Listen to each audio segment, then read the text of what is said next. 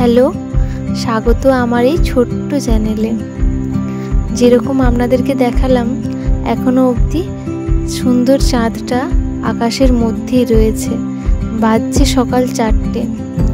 আমি আর আমার বাবা আমাকে নিয়ে এসেছিল মহাদেবের মাথায় জল ঢালার জন্য। আজকে শ্রাবণ মাসের শেষ সোমবার। এই আগের সোমবার অবধি আমি ঠাকুরের মাথায় জল ঢালতে পেরেছিলাম। এবারেতে এসে দেখি চোং দিয়ে দিয়েছে। ঠিক আছে, চোংটা খুব সুন্দরভাবে সেট করা রয়েছে একদম ঠাকুরের মাথা অবধি, মানে জল ঢাললে মহাদেবের মাথাতে গিয়েই পড়বে। যথারীতি আমি আমার পুজোর থালা নিয়ে পুজো করতে শুরু করে দিয়েছি।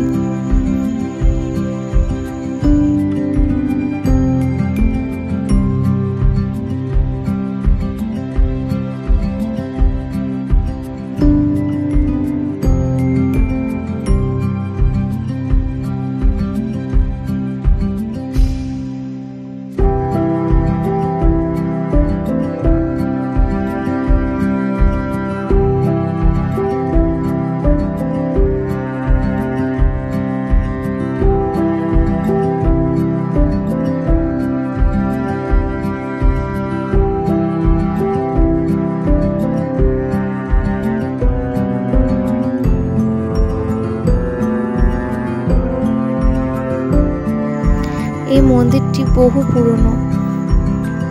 এটা হচ্ছে শান্তিনাথের মন্দির।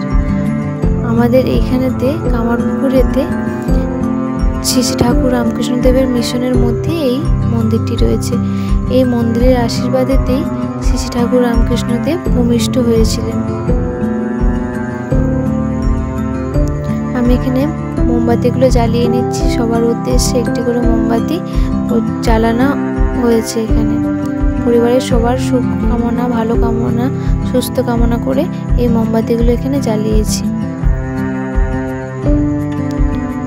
আপনারাও সবাই খুব ভালো থাকবেন এই কামনাই করি এখানে।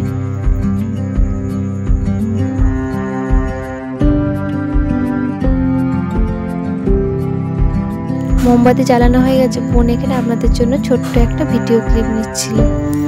এই যে বাড়িগুলো দেখছেন, এই ঘরগুলো শ্রী শ্রী ঠাকুর রামকৃষ্ণদেবের ঘর। এই ঘরের মধ্যে শ্রী শ্রী ঠাকুর রামকৃষ্ণদেব থাকতেন। এখনও অবধি পুরনো ঐতিহ্য ধরে রেখে এই ঘরগুলোকে মেনটেন করা হয়। খুব সুন্দর করে মেনটেন করা রয়েছে ঘরগুলিকে। এখানে ঢেঁকিশালও রয়েছে, যেই ঢেঁকিশালেতে রামকৃষ্ণদেব জন্ম নিয়েছিলেন। দেখুন খুব সুন্দর করে মেনটেন করা রয়েছে ঘরগুলি।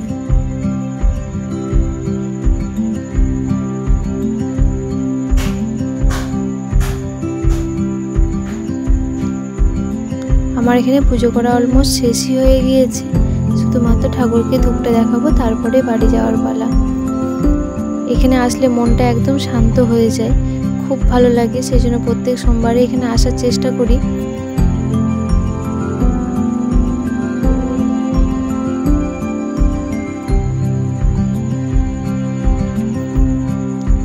আপনাদের সকলের জন্য ভালো কামনা করেছি আমি এখানে, যেন আপনারা সুস্থ থাকেন। সবাই ভালো থাকবেন, সুস্থ থাকবেন। আমার এখানে পুজো করা হয়ে গিয়েছে। এবার আমরা চলে যাব বাড়ি। যখন বাড়ি আসলাম সেই মাত্র একটু চারিদিকটা অন্ধকার থেকে আলো হয়েছে। যাই হোক, ভিডিওটা আজকে এখানে। Bye bye.